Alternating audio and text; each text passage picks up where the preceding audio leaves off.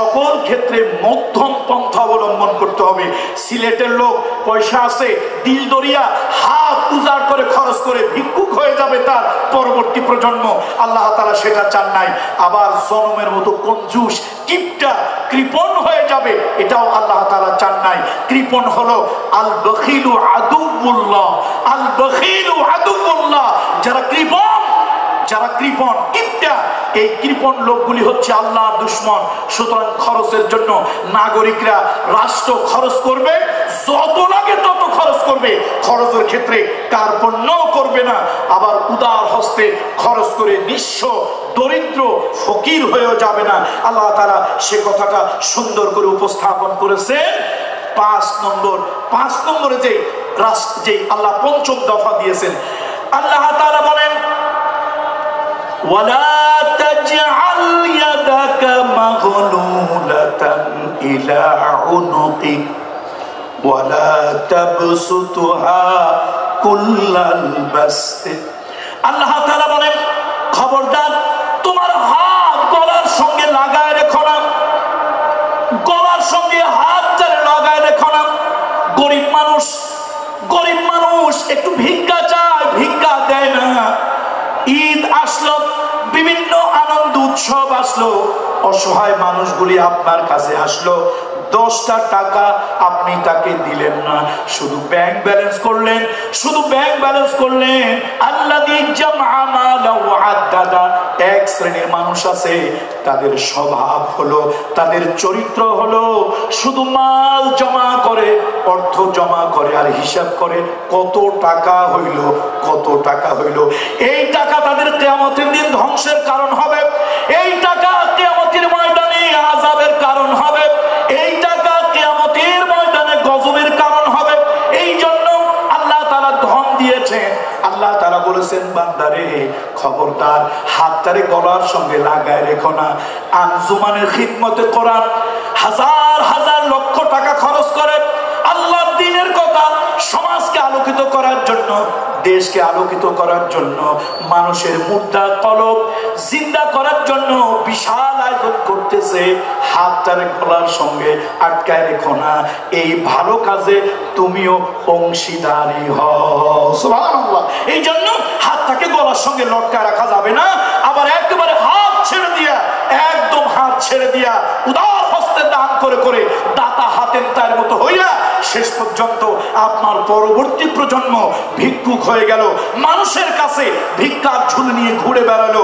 আল্লাহ তাআলা এটাও চায় না, আল্লাহ তাআলা সেটাও আল্লাহ তাআলা পছন্দ করে না।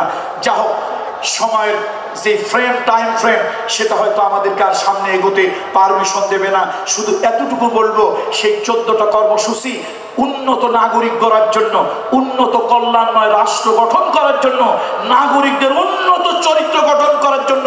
24 তারা বিল্ডিং হলেই রাষ্ট্র গঠন হয় না, বুর্জ খলিফার মতো বিরাট বড় একটা অট্টালিকা হলেই রাষ্ট্রটা ভালো হয় না। ওই রাষ্ট্রের নাগরিকদের চরিত্র যদি বুর্জ খলিফার মতো সুন্দর হয়, উন্নত হয়, উঁচু হয়, তাহলেই রাষ্ট্র ভালো হয়। সেই উত্তম কল্যাণময় একটি রাষ্ট্রের জন্য আপনি মানুষের সাথে সুন্দর, বিশেষ করে অভাবী সাহায্য প্রার্থী নিজের আপনজনেরা বিপদে আপদে পড়ে যখন আপনার কাছে আসবে তাদের সাথে কেমন আচরণ করবেন আল্লাহ তাআলা সেটা বলেছেন। আর্থিক অনটন, অভাব অনটনের কারণে সন্তান হত্যা করা যাবে না। ওয়ারিস সম্পত্তি, মিরাসি সম্পত্তি বেশি ভাগ হবে এই ভয়ে সন্তান নেওয়া বন্ধ করা যাবে না। এরপরে আল্লাহ তাআলা বলছেন অশ্লীলতা, বেহায়াপনা, বেলেল্লাপনা করা যাবে না। যেই কাজগুলি জেনা ব্যভিচারের দিকে মানুষকে প্ররোচিত করে সেই কাজগুলি করা যাবে না। আজকে দেশটা, এটা তো আমরা বলতে পারি না, সব জায়গায় ক্যাসিনো হয়, সব জায়গায় নাচ হয়, গান হয়, অশ্লীল কাজ কারবার হয়, সিনেমা নাটকে চরিত্র বিধ্বংসী কাজ হয়, যুব সমাজ সমাজের চরিত্র ধ্বংসের কাজ হয়, কিন্তু আমরা হুজুরেরা কিছু বলতে পারি না। আমরা বললেই দোষ, আমরা বললেই কি, আমরা বললেই দোষ। ওয়ালা তাকরাবুজ জিনা ইন্নাহু কানা ফাহিশাতান ওয়া সাআ সাবিলা। আল্লাহ তাআলা এগুলো থেকে দূরে থাকতে বলেছেন। আল্লাহর আইন ছাড়া, আল্লাহর শরীয়তের বিধান ছাড়া কোন মানুষকে হত্যা করা যাবে না।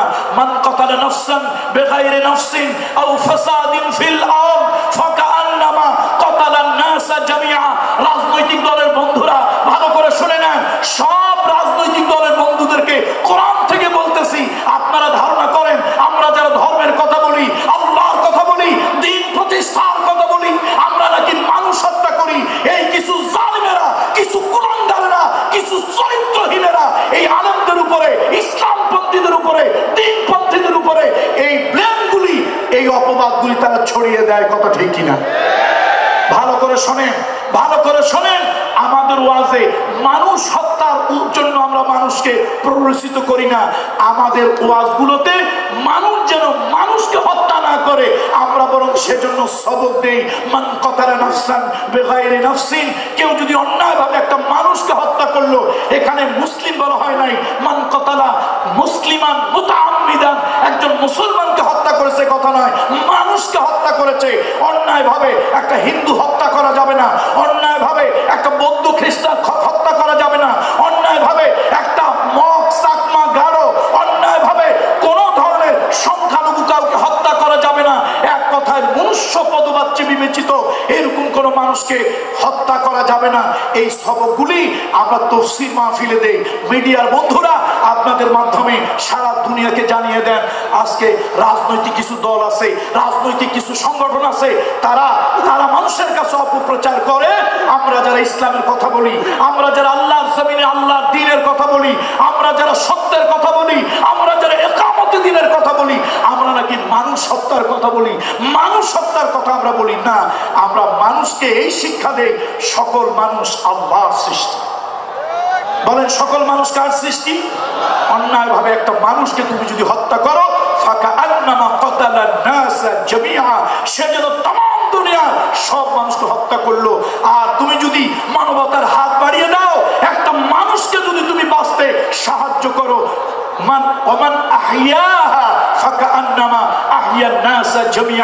তুমি একটা মানুষকে জীবন বাঁচতে যদি সাহায্য করো, তুমি যেন গোটা দুনিয়ার মানুষকে বাঁচিয়ে দিলে, সেই সওয়াব আল্লাহ তাআলা তোমার আমলনামায় দিয়ে দেবে।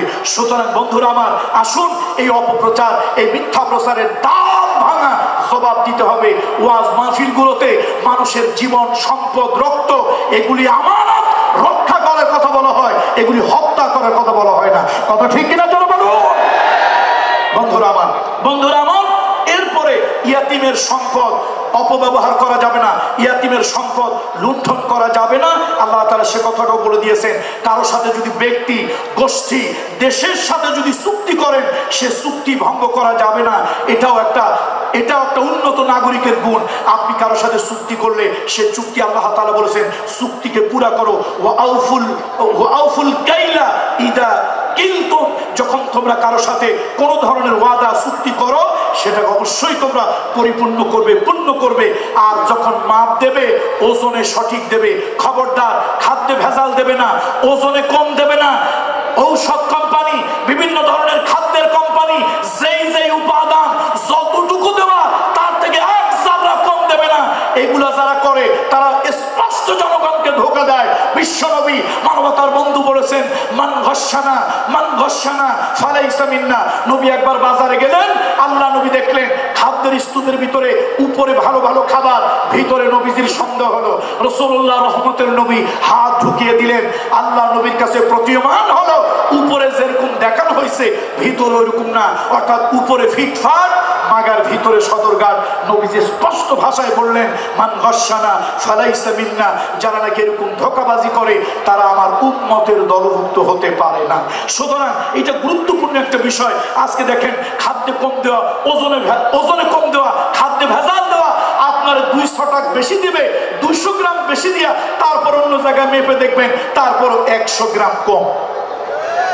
ঠিক না? এই কাজগুলি করা যাবে না। এরপরে যে বিষয় জ্ঞান নাই সে বিষয়ে কথা না বলা, কোনো রিউমার না ছড়ানো, কোনো ধরনের কোনো আপনার যা জানেন না এই বিষয়গুলো কোনো রিউমার ছড়ানো, কোনো ধরনের অপপ্রচার করা, এগুলি কারোর জন্য বৈধ হবে না। তারপরে জমিনে দম্ভ ভরে চলা যাবে না। এই জমিনটা হলো আল্লাহর জমিনে দম্ভ ভরে হেঁটে এই জমিনকে আমরা ফাটাতে পারবো না, আর কখনো পাহাড়ের উচ্চতা ছাড়িয়ে দিতে পারবো না। আল্লাহ তাআলা বলেন ওয়ালা তামশি ফিল আরদি মারহান ইন্নাকা